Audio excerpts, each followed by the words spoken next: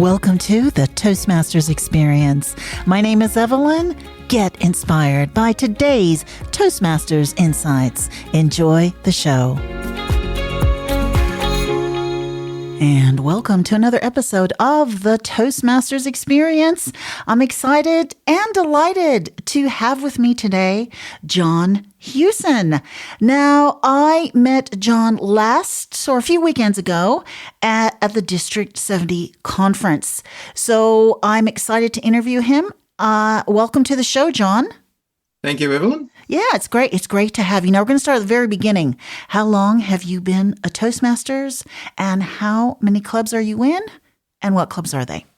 I joined Toastmasters in January 2009. I've been a member of Concord West Toastmasters. That's my home club. I was briefly a member of Concord Yarralla, our sister club, when I first joined them as a club coach to help them get their numbers up, and I stayed on for another year after that. But other than that, I've just been a member of Concord West Toastmasters. Okay, Concord West. And when you joined, what motivated you to join Toastmasters? A very bad meeting experience. I ran my own business in partnership and in advertising, and we used to obviously do presentations to clients. And we were actually submitting, it was part of my humorous speech, actually. We were actually submitting for some business, the Lydienfels estate business. And I had a disastrous meeting, and it was all to do with the fact that they had all these Japanese executives around the table. And it threw me. And my whole confidence was gone after that. I'd been doing it for years, but it really sort of shook me. And a friend of the mother of one of my daughter's school friends recommended that I look at Toastmasters. And I went along to Concord West, the last meeting of the year, 2008. Philip Bendai had been a member there, and he'd been talking to me at a business networking group before that. So there was a number of things sort of came together at once. I liked what I saw and stayed. What actually threw you? Was it because they were all from a different country, or can you pinpoint what that was that threw you for that particular presentation? It was really the surprise element, I guess, of not being completely prepared. Normally we went to a meeting very well prepared. We had all the documentation, the layouts, all that sort of thing, but then not being able to communicate clearly. It was quite obvious that the generation, particularly of these Japanese gentlemen that were there, meant that English was not going to be an easy task. But we just weren't prepared for over 10 people sitting around a boardroom table. We were expecting 2 or 3 locals. And for some reason, it just completely, I was doing the main presentation. Yeah, it completely threw me. And you know those moments where you just melt. You really just cannot get the head to think clearly. The worst part, it wasn't just that one meeting. It was the fact that it threw my confidence at other meetings. So, and I guess you didn't get the account, or you didn't get the business, did you? No, we didn't get that gig. Okay. Okay. So then you realize I got to do something. Okay. Yes. Yeah, very much so. Okay. And my wife encouraged me too, because she knew the lady through the school, and she said, well, you should go along and check it out. And I thought, well, I've heard other people, so yep, I'll go and do it. Can you describe your first time when you ever spoke at a Toastmasters meeting? Like, how was it? I mean, I don't know if you remember that. I do actually. I remember my icebreaker very clearly, and I think I did my icebreaker after about 2 or 3 weeks. And I still remember, and indeed I've still got record of that presentation, where I used some visual aids, which is kind of where I come from anyway in my working career. Yeah, it was really not as daunting as I thought it would be. I was expecting, because it's a whole group of, strangers I've never met, bar one, and I really didn't feel as uncomfortable as I thought I would. And I've seen a number of young people coming in who obviously are really struggling in that first meeting. I had done quite a bit, because of work, I had done quite a bit of public speaking as such in doing presentations. I had done speeches before where I'd spoken before large crowds or large groups. So, but it was more the fact that I was getting evaluation and feedback that Okay. became a little bit more daunting, I guess, as my Yeah. time went on. And did people at work notice a difference after you were in Toastmasters for a little bit? I believe so. Certainly, my business partner, who made the comment to me as we left that disastrous meeting, he said to me, "John, that was the worst presentation you've ever given." And which I didn't really need that reinforcement, but Yeah, yeah. nevertheless. But yeah, I think that he started to notice that, the confidence was starting to come back that I'd lost. Yeah, yeah. And obviously, Toastmasters has helped you because at the District 70 conference, you were in two district competitions. You were in the Humorous, which you went on to place second, and then you were also in the Table Topics, which you actually won. So congratulations on that. And was Thank you. this was this your first time competing at the district level? No, I actually won the Humorous Speech Contest back in 2015. I also won the came second in the evaluation last year. Wow. So, Uh, is our competition something that you like to do?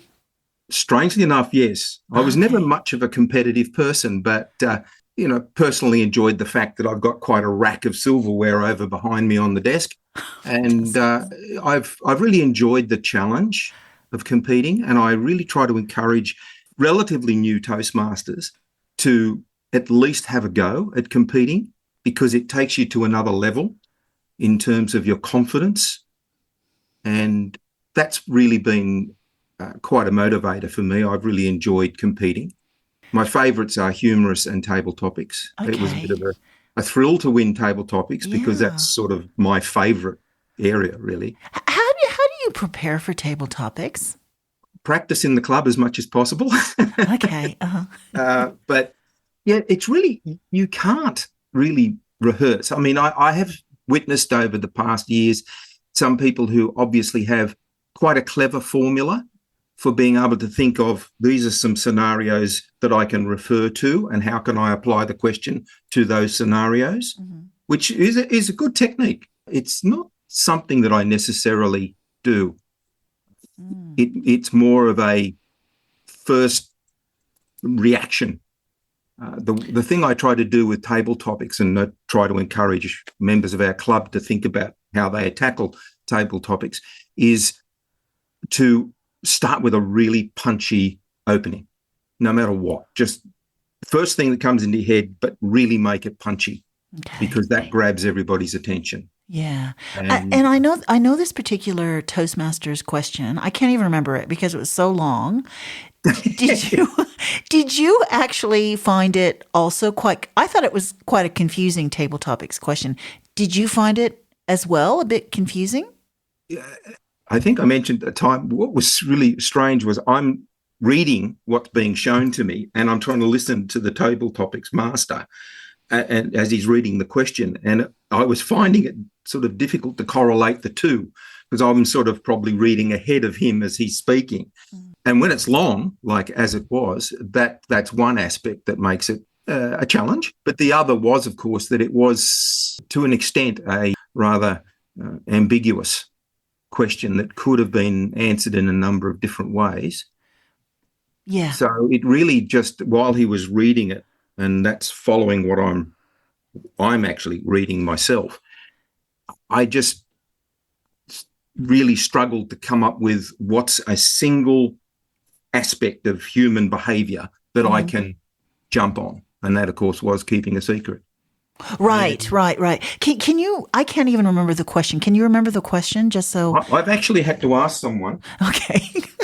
so I could Yeah. write it down. It was, what is the one unspoken rule that people pretend to follow but secretly break? Yes, that was it. Yes, it was.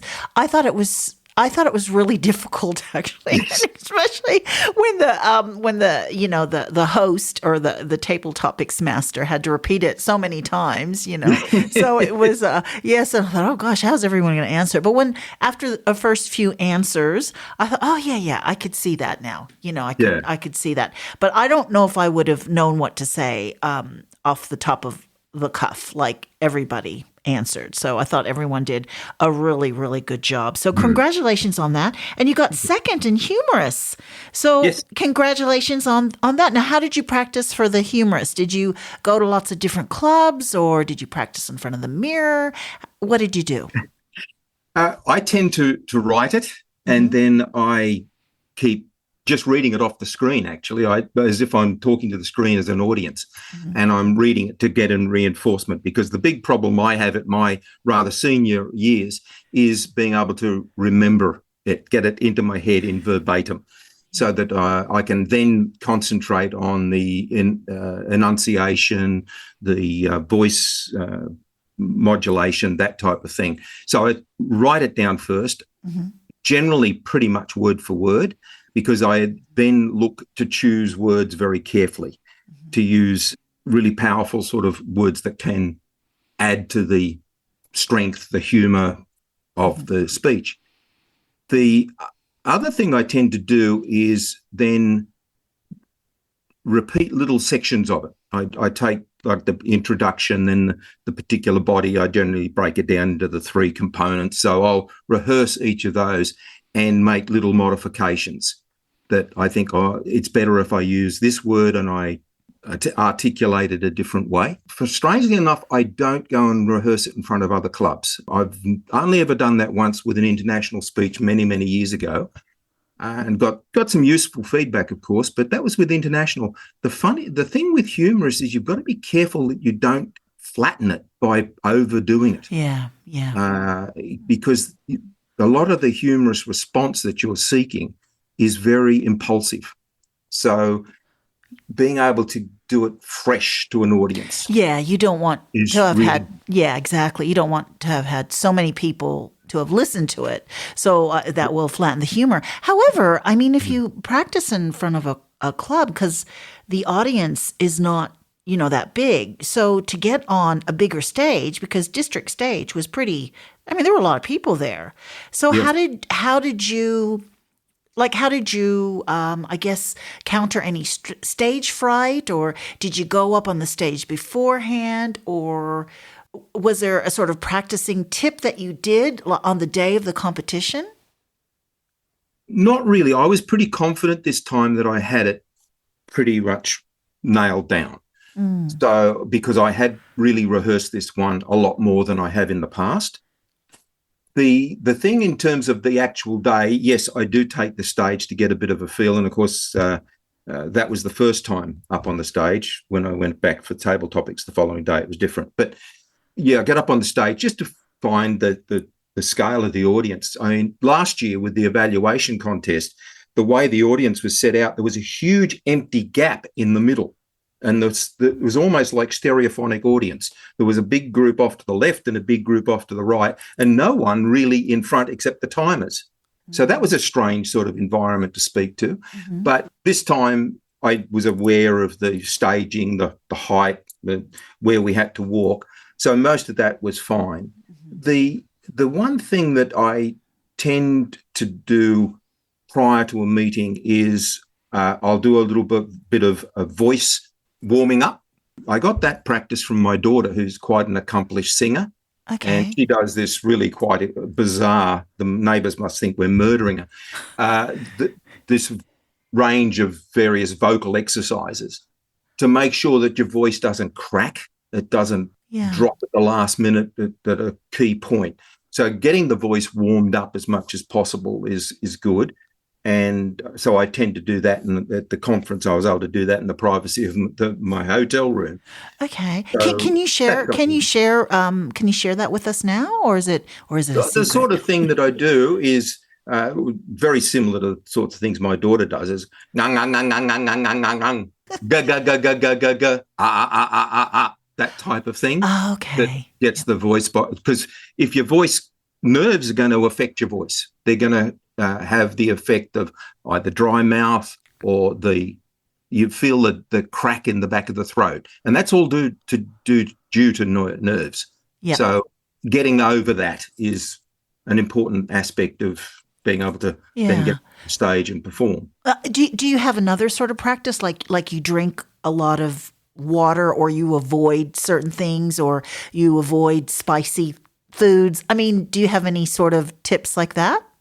I was a little bit concerned this year that there would be a meal before the contest because I'd prefer to perform on an empty stomach. You try and avoid that sort of sense of being bloated before you get up. I know some people, they avoid milky drinks, or, Yes. they avoid things like that too before they're going to speak. So it's always good to find out what sort of practices other Toastmasters have. So you just said something in this stage of life. So are you retired right now? Yes, I am. Yes. Okay, you're retired. So what has Toastmasters brought to you as far as, I guess, it from a professional standpoint, you're not working anymore, but has it helped you in your personal life? It has. I'm actually involved in the chairman of a charity group that's local to my area. And I've been involved in that now almost as long as Toastmasters, about 10 years, 11 years. And running a meeting has been something that I've also, to an extent, got from my Toastmaster experience, certainly managing a committee like an executive committee, and being able to then make representation on behalf of that charity is something that I still have to do on a fairly regular basis. We make applications to council, and we're involved in local community outreaches for this particular charity. And that's been helping. But the major thing that I get out of Toastmasters now is putting back to the people that are in the club, helping people who walk in absolutely desperately nervous, and being able to, after 12 months, get up and give blinders like one of our people did last week with a speech. That is just such a satisfying thing to see. And in some small way, you feel like you've contributed to that person being able to learn, listen to feedback, observe other people. And so that's really what Toastmasters is for me now, is more just a way of mentoring and and giving back. Yeah. So you've been a member since 2008. Has there been something about Toastmasters that you actually didn't expect, and it's like totally surprised you? Yes, I think that does to an extent come back to the fact that I was never very competitive, and having competed now so often at all levels and across all four spectrums of the Toastmaster contests, that's something I never thought I would ever do. And I think that's been both helpful and quite bizarre in a way, that I have taken to that with the amount of enthusiasm that I have. And I put that down to some people that have been fabulous supporters and mentors over the years. Yeah. Is there a competition that you prefer? So you've been in all four. So is there one that you actually prefer? I think, as I said, the table topics one was the one I really wanted to achieve at a higher level and get that experience at each of those higher levels as you go through to division and obviously to district. Yeah. The one that's eluded me, I guess, the most is the international. I've been in the international contest. I've got through to division, but it's the one that sort of, has eluded me. I did get through to division and had one of those horrible moments that I'm sure every Toastmaster's had, where you get about 2/3 of the way into your speech and you completely lose the plot. And you just wing it from there, watching that desperate green light to come on. Yes. And I actually had a very experienced Toastmaster, who's now a member of my club, come up to me after that speech and said, "John, I think that was a great speech." And I'm thinking, you must have been in a different room because I just completely lost the plot. Yeah. On what was typically a fairly serious subject. Yeah. And it was just one of those moments. So that's the one that's eluded me, I think. Yeah.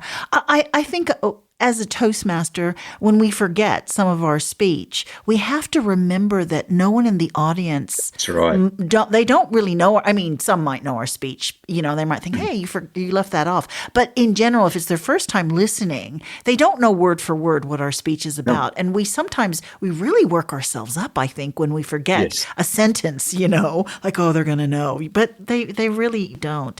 You were obviously able to mask your nerves because you said during that speech, someone came up and said it was amazing. So, so you're obviously able to mask that. Yeah, no, that's great. Another thing that I noticed is during the convention, you were taking photos. So, Yes. doing this extra role of being the photographer of the conference and then competing in table topics and humorous, did that make you extra nervous or?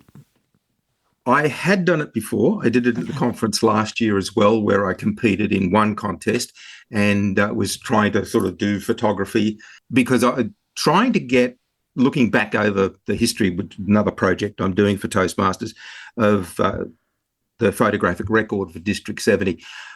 The thing that often happens is that the record that's so important to the people, not only those that win, but those who compete, the record of their achievement of getting to that level is so important that it should be archived.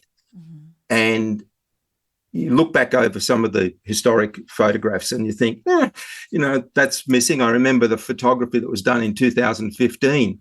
Well, I don't think we had a photographer. I think it was someone did it on one of their early phase iPhones or something.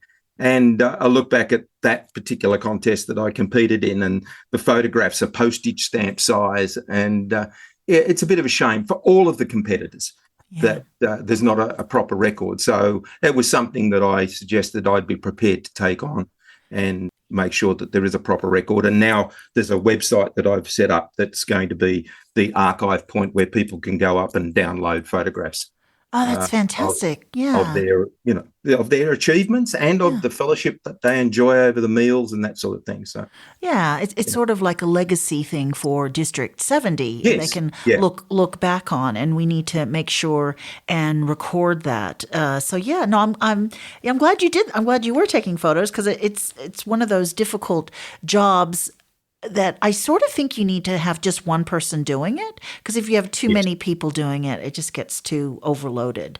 So you're talking about your charity. Can you share with me what sort of charity that is? Yes, it's actually over a 150-year-old charity that was set up by a philanthropist called George Ardle, and he set up a society for providing services for waifs and strays back then, and it became a children's home here in North Strathfield. And I went to the local primary school with a lot of the children from the children's home. And they were just sort of part of our school community. The home itself closed in 1983, and the entity that runs it changed because you had DOCS got involved and the whole government involvement in caring for children who were from broken or divided homes, that sort of thing, that all changed completely. So we had a property that had a charter that it cares for children, essentially. So we operate this rather large premises. It sits on 8 house blocks up in North Strathfield, and it's got a heritage listing. That we have now 4 children's charities or children's operations in there. We've got IntegraCare, which is a family daycare service all over Sydney. We've got Weldon before and after school care. We've got Muscular Dystrophy New South Wales and Children's Tumour Foundation are all located in the building. So they're our licensees. From the very generously low licenses that we charge them, we put that money back into maintaining the house. And I often describe that the issue that we're dealing with is mixing oil and water, and that is children's services and heritage. They're a very difficult combination. So managing the property, in the time I've been involved, we've probably spent over $1 million on the property, on general maintenance, improvement and modification, because we've got all sorts of things like wheelchair access and fire alarms and all that type of thing. So, yeah, it occupies my time quite a lot. It's quite satisfying work, and it's sort of putting something back into the local community. If anybody wants to get involved in this particular charity or, either by time or donating money, how do they get involved or who do they contact? Well, we've got a website, which is just ardlehouse.weebly.com, and that provides a bit of information about the property. We don't normally take donations. And in terms of the people on the management board, many of them have been on it for quite a while, and I'm sort of one of the more, what you'd call newbies that's come onto the committee. We generally make decisions about what should or should not be done in terms of expenditure, what should and should not be done in terms of modifications and improvements. So it's really for people who have a passion, both for the purpose of the charity, but also for the local property. Okay. So they tend to be local people. We try to use local tradespeople for the work and that sort of thing. Yeah. Do you have fundraisers or do you go through? Not formally, no. Okay. We also have a part of the property is a parking area behind the North Strathfield shops and some top restaurants in North Strathfield. Big plug for North Strathfield. We provide I think it's about 30 odd car spaces, and that's managed and paid for by the council. Okay. But it's our property, so we charge the council for that as well. Okay. So that's our income stream. I think Toastmasters has probably given you the confidence to be a part of this charity. Would you say that's a fair statement? Yes, definitely. Yeah. And I think the fact that I took up that offer to join this management board years after I'd been in Toastmasters, I doubt that I would have done that had I not been in Toastmasters, despite my business background, because it's a very different spectrum of people and organisations that you're dealing with. Toastmasters gave me the confidence to say, yes, I can do this. Okay. And so you're with Concord West. Yes. And when do they meet and how long have they been chartered? We were chartered in 1962. I believe we were the 9th or the 10th club in Australia to be chartered. And we've been operating for that entire time. We've never had a situation where we went into non-operation. Philip Bendai was both an encouragement for me to join the club, but he was also the person who acted as a club coach or mentor to rebuild its numbers in about 5 years before I joined the club. The club's been very strong ever since. We usually take out President's Distinguished. We've achieved a number of quite significant firsts. We actually grew our membership by nearly 50% during COVID. Oh, my gosh. How'd you do that? By starting the very first week of the lockdown, we went online with Zoom. As a club became very proficient due to some expertise that we had in the club, that we were asked by District 70 to be the club that represented Australia in the Round the World 24-hour Zoom event. It started in Malaysia and then came to us, and then we passed on to Japan. That was in 2020. We did a full 1 hour meeting, condensed, where we introduced things like online Kahoot for the table topics and a number of initiatives like that, and gave, I think, a really good impression to the rest of the world of Toastmasters in Australia. Oh, fantastic. Now, what days do you meet and what time? We meet actually 3 times a month. The first Tuesday of the month, 7:15 on Zoom for people who, we've got a couple of what we might call geographically distanced members or people who are in a situation where they can't attend an evening meeting. So we have that in the first Tuesday. Then the second and fourth Tuesdays, we meet at 7:15 in the newly renovated Concord Club in Concord West. So you meet like the first Tuesday on Zoom and then the second and fourth Tuesdays at the Concord Club. And how is your membership? We've been very successful. In fact, it was the influx of new members that got us across the line to become 9 out of 10 for the DCP.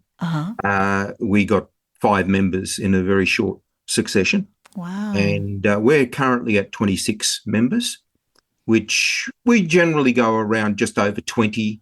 I think the highest I remember probably about 8 years ago was about 31 members. Wow, that's great. Yeah. Membership's always been very strong. Now, with communication nowadays, how it is nowadays, how do you feel it's changed? In terms of, I guess, written communication, it's something that I have a little bit of a soapbox about. I think that there's, to some extent, too many methods of communication. And maybe because I'm old school, I find myself struggling to remember now the message I got from so-and-so. Did they send it by text, by tweet, by Facebook message? Did they send it by email? Was it a phone message?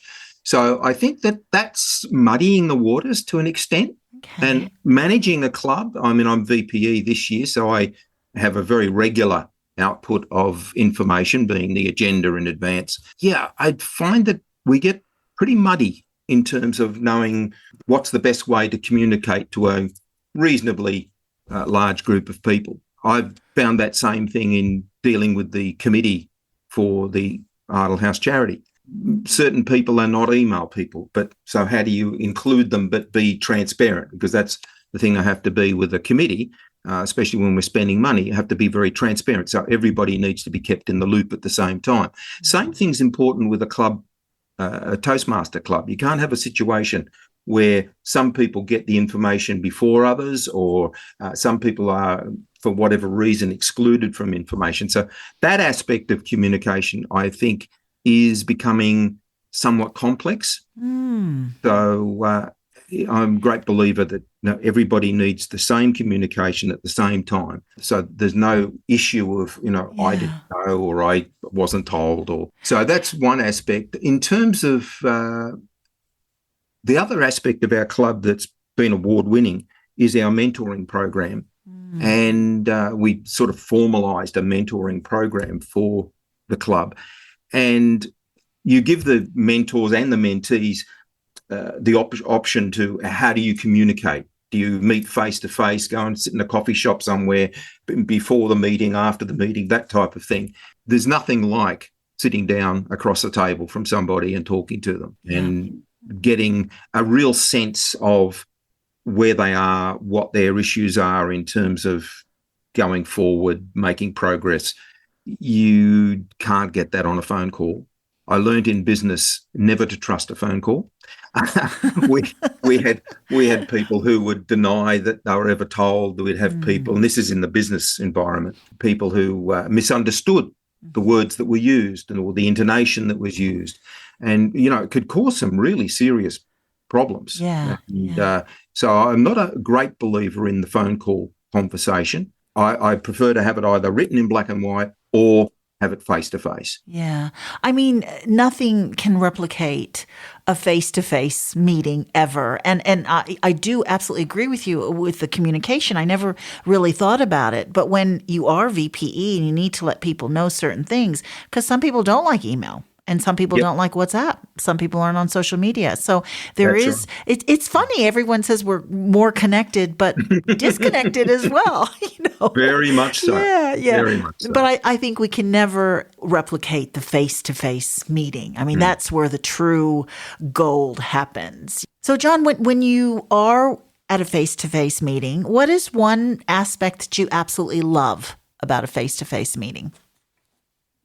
It's being able to see relatively new members who might have fumbled and stumbled through their first or second speech, then come out with an absolute zinger of a speech. And you think, where was that? Yes. That is just amazing. And it's a real great sense of communal joy. Everybody's got that potential to do that. And I think there's no other place other than Toastmasters that can bring that potential out. And that's one of the things that I really enjoy most about. It's why I turn up to every meeting. John, it's been such a pleasure talking to you today. And I just want to ask one last question. What advice would you give someone who is considering joining Toastmasters? Just do it. I regret that I didn't join Toastmasters at least 10 years or even more earlier, because I know it would have made a huge difference to my business, and a huge difference. So yes, I think particularly focusing on, younger people in their late 20s and 30s, if you've ever heard of an opportunity to do something like that, grab it, because it will make such a difference to the way in which you deal with not just the business of your business or your work, but in the way in which you will impress and interact with other people. And, so much of what advances you in industries, careers these days is that personal brand that you bring. Toastmasters is such a good way of developing a personal brand. Thank you so much, John. It's been a pleasure.